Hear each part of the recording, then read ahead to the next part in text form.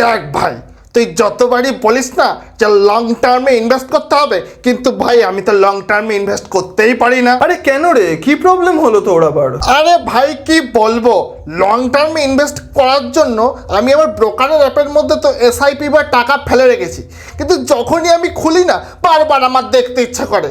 কি করি বলতো? আর মনে হয় কি আমার টাকা কাল লসে যাচ্ছে, ভাই তুলে নি সব টাকা। দেখ ভাই, এই পরিস্থিতিতে তুই দুটো কাজ করতে পারিস।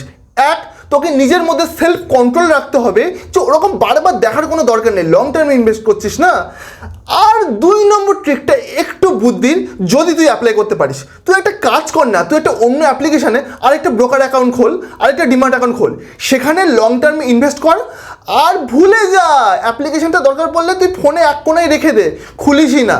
তাহলে দেখবি তোর বারবার দেখতেও ইচ্ছা করবে না, আর তোর ইনভেস্টমেন্ট একদম দুরন্ত গতিতে এগোতে থাকবে। আরে ভাই এটা তো হ্যাপি কথা বললি, এটা তো আমি ভেবেই দেখিনি। আরে বন্ধুরা, এই জন্যই তো বলছি একটু চ্যানেলটাকে সাবস্ক্রাইব করো, ভিডিওটাকে শেয়ার করো, আর যারা টাকা নিবেশ করতে চায় তাদেরকে পাঠাও প্লিজ।